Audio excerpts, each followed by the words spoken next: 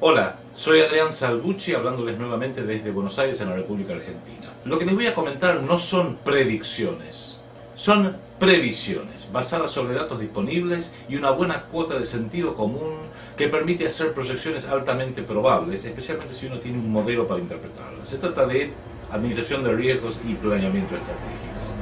Bueno, aquí estamos en diciembre del 2009 y hay nubarrones muy oscuros en el horizonte, con relámpagos, torbellinos de viento, una atmósfera cargada. Se viene el granizo y la tormenta con toda su furia. ¿Qué está pasando en el mundo? Hay tres grandes crisis disparadoras de cambios mundiales que han sido descritos en el Financial Times de Londres el 8 de diciembre del 2008 por el periodista Gideon Rachman como de tres crisis que justifican un gobierno mundial. La crisis financiera, la crisis ambiental, el calentamiento global, y la crisis de la guerra contra el terrorismo. Al ver todos estos desastres, no vaya usted a creer que los dueños del poder mundial se están equivocando. Todo lo contrario, se trata de un complejo y vasto plan que se va cumpliendo a las mil maravillas. Lo que pasa es que es un plan a mediano y a veces muy largo plazo y no lo podemos identificar como tal. Miren, la última macro transición que se produjo del tipo que estamos viviendo hoy fue hace casi exactamente 2 décadas, hace 20 años, cuando había que dar por concluido el mundo bipolar del terror asegurado por el holocausto nuclear entre Estados Unidos y la Unión Soviética para instaurar la globalización. En aquel entonces era necesario que una de las dos superpotencias desapareciera y le tocó a la Unión Soviética, por distintas razones que hemos discutido en otros videos. Esto fue simbolizado por la caída del muro de Berlín en 1989. Hoy vivimos una nueva macrotransición que ha disparado vastos y complejos mecanismos para cerrar la etapa de la globalización e instaurar un gobierno mundial. Y para esta nueva etapa se necesita que Estados Unidos sea la superpotencia que habrá de desaparecer porque un gobierno mundial no toleraría que un Estado nacional determinado, Estados Unidos, tenga excesivo poder. Hace 20 años esa transición se hizo sin tiros. Esta transición de la globalización al gobierno mundial se va a hacer con mucha violencia y con muchos tiros.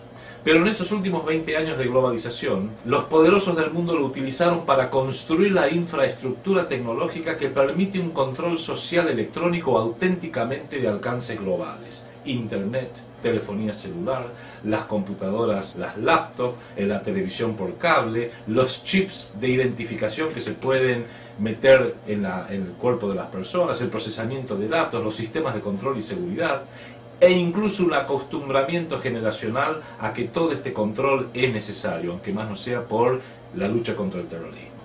Vamos a ver en estos años por venir instituciones y procesos asociados con la globalización debilitarse y entrar en el ocaso, al tiempo que muchos de ellos van a resucitarse ya como instituciones y procesos y funciones que van a avalar a este gobierno mundial que estamos viendo crecer, consolidarse y fortalecerse. No le quepa ninguna duda, el gran hermano ha llegado y no se va a ir fácilmente.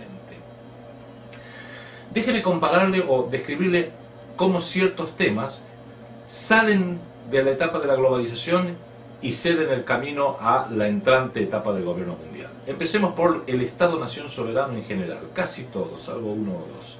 El mismo ha venido siendo erosionado muy especialmente bajo la globalización.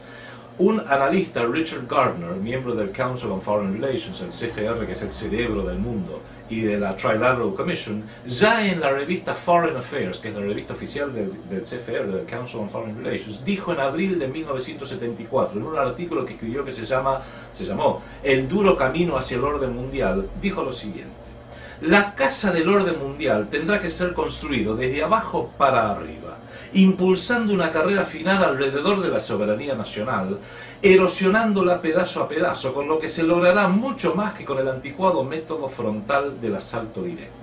Repito, esta última parte. Impulsando una carrera final alrededor de la soberanía nacional, erosionándola pedazo a pedazo, con lo que se logrará mucho más que con el anticuado método frontal del asalto directo. La globalización ha debilitado el Estado-Nación como institución en todo el mundo.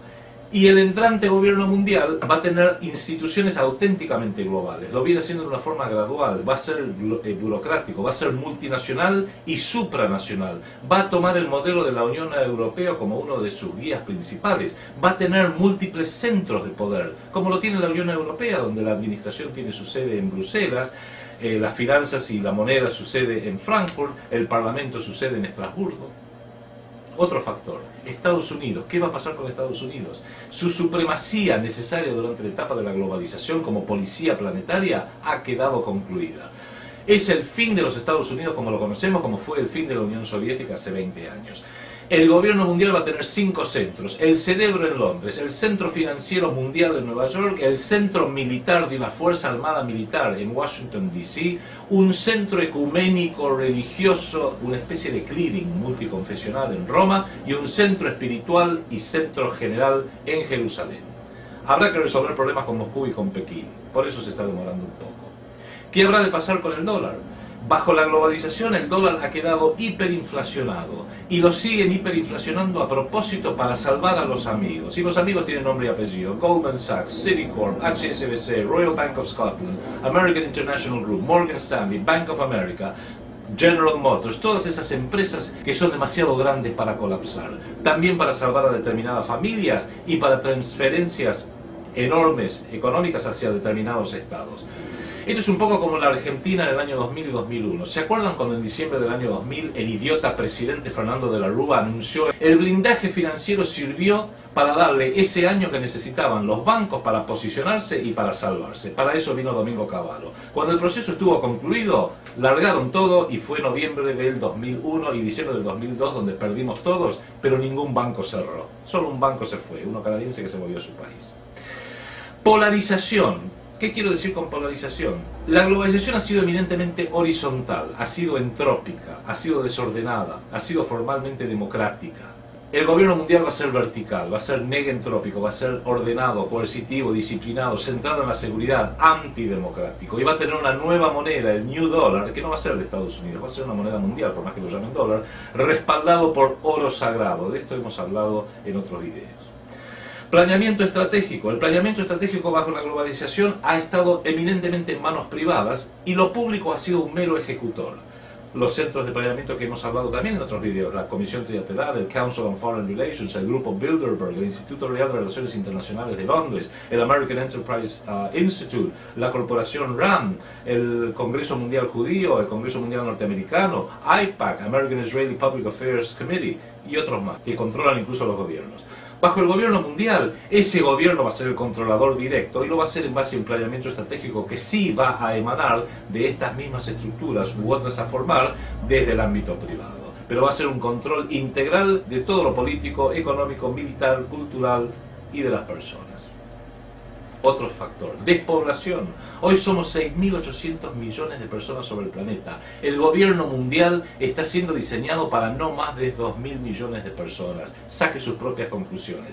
Para eso vendrá una compleja combinación de guerras, pandemias, pobreza extrema, desastres naturales y desastres artificiales. Y vas a saber cuántas cosas más se están preparando. La transición yo a veces la describo como hacían los alquimistas de la Edad Media, que decían solve et coagula, disolver algo para volver a armarlo con otra forma. En estos 20 años de globalización hemos visto cómo la disolución viene llevándose a cabo a través de un complejo conjunto de procesos que afecta a guerras, que afecta a catástrofes de salud, las pandemias, catástrofes ambientales, el agujero de ozono, el calentamiento global, catástrofes sociales, la explotación masiva a través de la inseguridad laboral, el crimen, las drogas, las armas, la prostitución, por sobre todas las cosas la guerra psicológica, y todo financiado por un conjunto de banqueros que yo lo simbolizo en la Reserva Federal de Estados Unidos, que imprimieron trillones de dólares para financiar esto con dinero falso y le están transfiriendo toda la pérdida al pueblo norteamericano y al pueblo del mundo a través de una hiperinflación del dólar.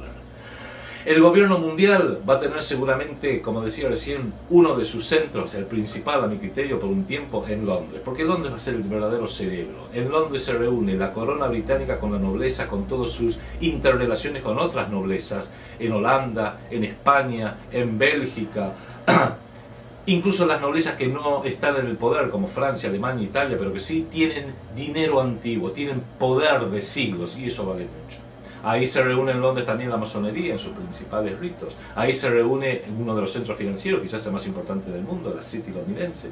Ahí se reúne la Iglesia de Inglaterra, que actúa en consonancia con el Vaticano. Ahí están los centros de acción psicológica, el Instituto Tavistock, el MI5 y el MI6 que operan mancomunadamente con la CIA y el Mossad.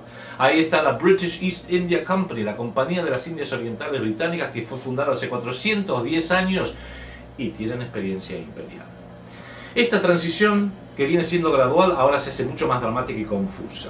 Friedrich Nietzsche, el filósofo alemán, en el Así hablaba Zaratustra, medio lo describía, lo voy a usar yo como un ejemplo, cuando hablaba del titiritero, decía: el que está ahí en la cuerda floja, ¿qué siente? Un peligroso cruzar, un peligroso ir en el camino, un peligroso mirar hacia atrás, un peligroso temblar y detenerse. Esta es la transición que vive hoy el planeta, que nos están arrastrando a ellas. ¿Qué hacer entonces? Por sobre todas las cosas, mantengámonos alertas. Los dueños del poder mundial, se llamen la élite del nuevo orden mundial, se llamen los Illuminati, se llame la conspiración masónica sionista, llámenlo como quiera. En realidad son un verdadero leviatán que se hacen llamar por distintos nombres o se dejan llamar por distintos nombres, pero que en definitiva son una mafia. Y como toda mafia tiene sus nombres y familias. Los Capone, la Cosa Nostra, la Camorra, Meyer Lansky, Benjamin Siegel, los carteles de la droga, los carteles de la venta de armas, son distintos pero tienen todos un objetivo en común y estrechan filas porque también tienen un modus operandi en común. Ellos se consideran que son los elegidos, sea el nombre que usted les quiera dar. Ellos se consideran elegidos y que tienen el derecho a imponernos al resto de la humanidad sus objetivos, sus intereses, sus antivalores. En realidad se trata de una minoría discriminante. Todos nosotros en Argentina, en Estados Unidos, en el mundo entero, estamos siendo horriblemente discriminados por una minoría pequeñísima en su número, pero inmensamente poderosa que pretende erradicarnos a todos en cuerpo y alma. Esa es su solución final. Esa sí que es una Endlösung. Aun si esto significa permitir que se asesinen o que mueran 2.000, 3.000 millones de almas a través de un complejo conjunto de procesos de guerras, desastres ecológicos, la corrupción, ineptitud, desidia y cobardía de las clases políticas, pandemias y muchas cosas más que vendrán. Los multimedios son claramente parte de este proceso. Vendrán colapsos económicos y financieros que van a llevar a disrupciones sociales, como acabamos de decir. Que así sea, es un poco la respuesta que recibimos desde ellos. Debemos hacer todo lo necesario, el hombre y la mujer en Argentina, en Europa, en todas partes del mundo, en Estados Unidos, los trabajadores, los que somos padres de familia, los que somos estudiantes, los que somos gente digna, que trabajamos y que nos ganamos el pan con el sudor de la frente, tenemos que asegurarnos que esto no ocurra. Porque este sistema, esta élite, tiene un talón de Aquiles. Ellos tienen todo el poder del mundo, pero saben que les queda poco tiempo. Nosotros tenemos poco poder, porque estamos desorganizados, pero tenemos todo el tiempo del mundo. Este es un salto paradigmático que tenemos que dar. Quiero comentarles una docena de eventos globales que considero que serán disparadores transicionales para migrar esta migración terriblemente violenta desde la globalización hacia el gobierno mundial. Y que debemos estar alertas sobre ellos en los próximos 12, 24, 36 meses, porque están entrelazados, están cruzados. La sumatoria de estos 12 procesos que les voy a mencionar ahora es mucho más que la suma de sus partes. En realidad, más que 12 son 10 y 2 que agrego al final, aparte van a ver por qué. Primero, le voy a describir el evento de crisis. El evento financiero. ¿Qué va a ser? Un colapso del dólar norteamericano, que está siendo hiperinflacionado a propósito por el Banco de la Reserva Federal y todo el cartel bancario centrado en Nueva York y en Londres. Presidente Obama no ha tomado una sola medida paliativa fuera de meter dineros públicos a los propios causantes de las crisis, y así ha generado déficit por billones y billones de dólares que son un problema para todo el planeta. El G20 es una farsa. Todo está encomendado y orientado para que todo siga como hasta ahora. ¿Cuál es el objetivo? Instaurar una moneda mundial respaldada por oro sagrado, probablemente un nuevo dólar, que no va a ser de Estados Unidos, sino que va a ser controlado por entidades globales. Es uno de los 3 factores claves para justificar un gobierno mundial ya anunciado por el Financial Times el 8 de diciembre del 2008. Lo que pasa es que necesitan primero darle la oportunidad a los amigos que se posicionen como corresponde. Ese colapso financiero va a llevar a una crisis económica catastrófica que va a arrastrar a la economía, echando a vastos sectores de trabajadores al desempleo, a la calle. Se van a interrumpir las cadenas vitales de provisión y distribución. Guay si los argentinos sabremos algo al respecto. ¿Cuál es el objetivo? Disciplinar a las poblaciones del mundo para que se subordinen y obedezcan, que tengan un creciente terror al desempleo, a las deudas que han contraído, a las confiscaciones, a los remates de sus casas. Va a haber un colapso del sistema de seguridad social en todo el mundo. Va a ser una de las tantas excusas para implementar en cada uno de nosotros un chip identificatorio electrónico. Esto va a crear convulsiones sociales, vamos a ver guerras civiles y guerras sociales en Estados Unidos, en la Unión Europea, en nuestro continente. ¿Cuál es el objetivo de los poderosos? La militarización de la sociedad, la suspensión de los derechos constitucionales, justificar que haya tropas en las calles, el control de armas en países que tienen legislación muy laxa al respecto. Nuevamente, los chips de control electrónico. Cuarto, pandemias, las gripes aviaria, porcina, el SIDA. ¿Cuál es la excusa de esto? Vacunaciones obligatorias, el terror generalizado, nuevamente los chips de radiofrecuencia. Nuevos virus que se están inventando seguramente en estos propios instantes en los laboratorios del nuevo orden mundial. Van a poder dedicarse exclusivamente a atacar ciertas cepas de ADN, ciertas razas humanas, ciertos sectores sociales. Virus inteligentes. Quinto, el calentamiento global, o sea, la crisis ecológica. La conferencia de Copenhague nos está dando un ejemplo al respecto. El factor Al Gore, lo llamo yo por el ex vicepresidente de Estados Unidos. Otra vez, uno de los 3 factores para justificar un gobierno mundial. Algún atentado terrorista, algún mega atentado terrorista con armas de destrucción masiva, químicas, biológicas o nucleares en Estados Unidos, en la Unión Europea o en algún otro lado. Eso va a justificar una renovada guerra contra el terrorismo. Séptimo, la guerra en Medio Oriente. Ya se viene preanunciando desde el año 2006 y lo venimos diciendo una y otra vez. Va a ser un disparador de una gran confrontación y una gran convulsión. La secuencia ya está preanunciada porque lo vienen anunciando los propios líderes israelíes. Israel ataca unilateralmente a Irán por su supuesto plan nuclear. Rusia y China probablemente apoyen a Irán. Irán contraataca contra Israel, generando también fuertes pérdidas de vida en Israel. Los multimedios occidentales e Israel van a poder arrastrar a Estados Unidos, como siempre, a que pelee las guerras de Israel. Y va a comenzar una gran guerra. ¿Qué pasa después? No me atrevo a decirlo. Octavo, un accidente nuclear. Va a haber un nuevo Chernobyl, algún reactor nuclear que va a causar una catástrofe en Estados Unidos o en Europa. ¿Para qué? Para justificar que el gobierno mundial tiene que asumir el control sobre todas las instalaciones nucleares civiles y militares del planeta, y ese va a ser el primer paso para que el gobierno mundial asuma el control sobre todos los recursos del planeta, incluso los alimentarios. Tomemos nota. Noveno, probablemente haya un asesinato político de gran impacto. En la globalización prácticamente no los hubo, de grandes líderes, salvo el caso de Yitzhak Rabin en Israel. Y eso entraba, lo hemos explicado en otro video, muy bien en un plan más vasto y más puntual. Pero esta vez estoy hablando del asesinato del presidente o del primer ministro de uno de los países más importantes del mundo y del líder religioso de alguna de las confesiones o de la confesión más importante del mundo, que va a generar shock, descreimiento, va a generar una gran convulsión psicológica masiva. Décimo, estados rebeldes. Van a tomar como ejemplo de escarmiento un ataque y una destrucción de algún estado o algunos estados que no se avengan a subordinarse al gobierno mundial. Ya bajo la globalización lo hemos visto con Irak y Afganistán, la destrucción de 2 naciones. Lo vamos a ver en el futuro seguramente más a menudo. Irán, Venezuela, Corea del Norte, Siria, Ecuador, Bolivia, no sé. Hasta ahí vamos con 10. Y le agrego 2 más. El 11º, yo lo llamo un evento luminoso religioso, pero que va a ser un reality show generado electrónicamente. Van a hacernos creer que estamos en la segunda venida, que ha llegado el Mesías, que hace grandes milagros. Esa segunda venida va a coincidir con la reconstrucción del tercer templo en Jerusalén. Va a ser la religión del New Age, la necesitan. De ahí la importancia de este centro ecuménico en Roma. Y duodécimo, el número 12, alienígenas desde el espacio, otro reality show, seguramente algún evento ingenierizado en serio que va a confirmar la presencia o el contacto con seres de otro planeta. ¿Por qué? Yo no creo en los seres de otro planeta, honestamente, por lo menos no en esta era. Porque esto va a permitir alinear al mundo que tiene una gran necesidad de creer en esto y va a justificar la necesidad de que haya una representación unificada de toda la humanidad ante seres de otro planeta.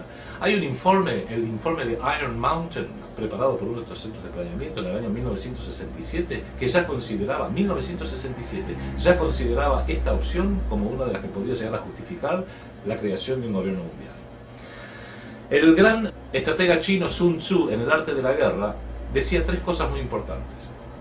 Conócete a ti mismo y a tu enemigo y vencerás en todas las batallas. Conócete a ti mismo, pero no a tu enemigo, y por cada batalla que ganes, perderás otra.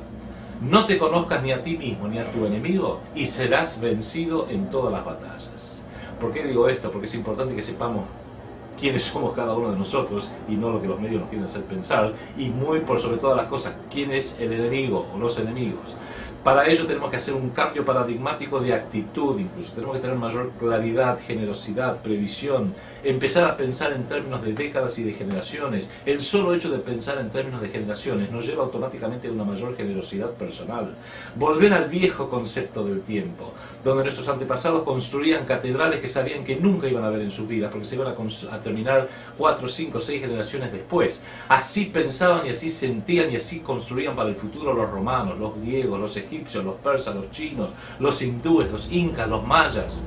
Somos demasiado cortoplacistas. Empecemos a pensar en términos de largo plazo.